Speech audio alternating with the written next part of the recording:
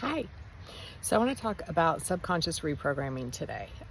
This is a lot of the work that I do on my own and with my clients. And I mentioned it came up in conversation twice last week.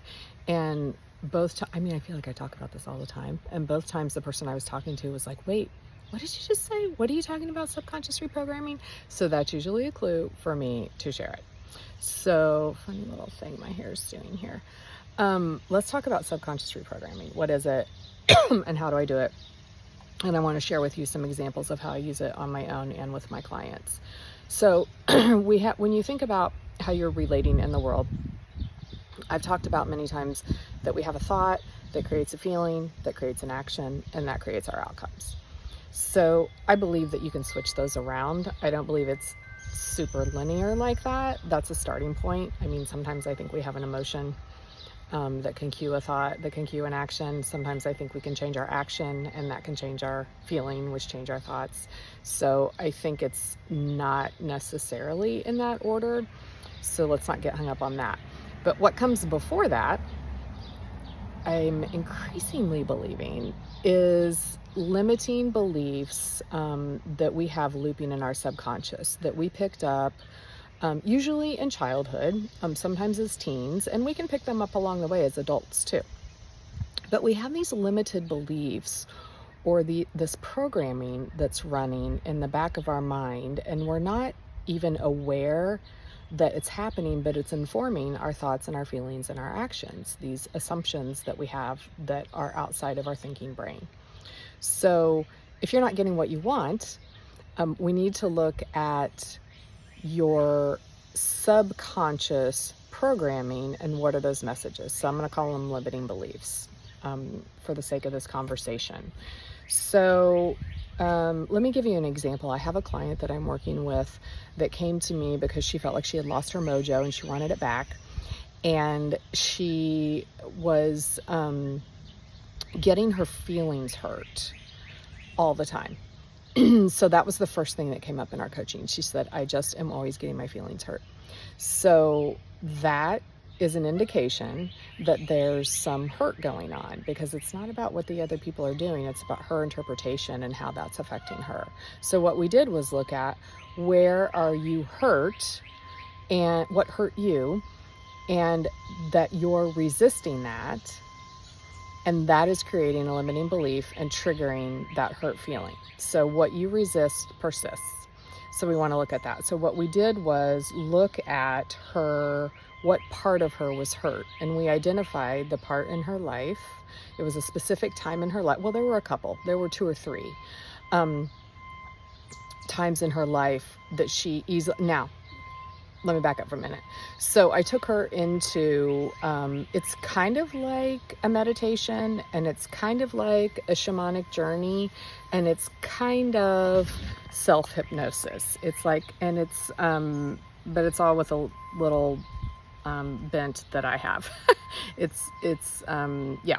So it's a little bit of all of those things, an amalgamation of all of those things. So I took her into that state, that meditative state, to identify where that hurt was coming from. So I just guided the experience, and she identified 2.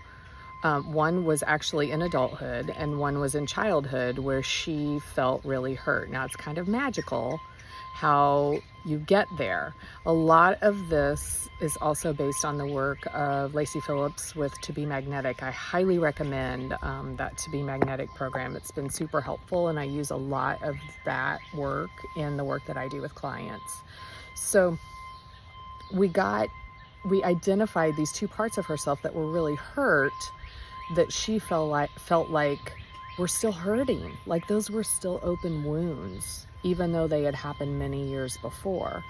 And so she was resisting them because she's a strong, independent woman. And she didn't want to look at that. She did not like to be a vulnerable, hurt woman, because that wasn't who she was. And so we took a look at that and sat with those parts of her, because it's not who she was.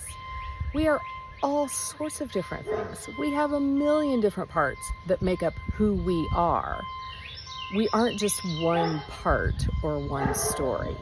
But when you take this part or this story and you don't like it, and you don't want to look at it, and you don't want to feel it, and so you shove it into the shadows, then it's like a little toddler, like, mom, mom, mom, mom, mom.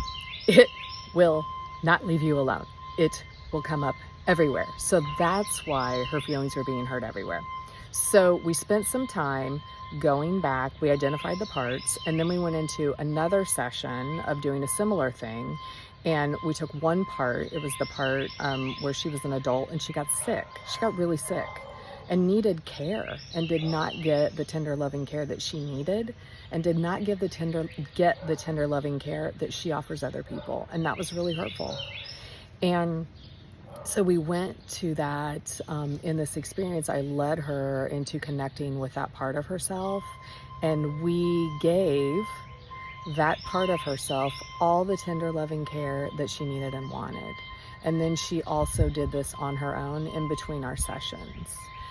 And that allows what I call subconscious reprogramming to happen, because once you see that part and you pay attention to it and you sit with it and you give that part of you what it needs, and you're not like, oh, it's fine, I don't want to look at that, it's fine, that's not who I am, I don't want to. Once you stop resisting it and giving it the attention that it needs and that it's asking for, the charge goes away. It stops bugging you. It stops showing up everywhere.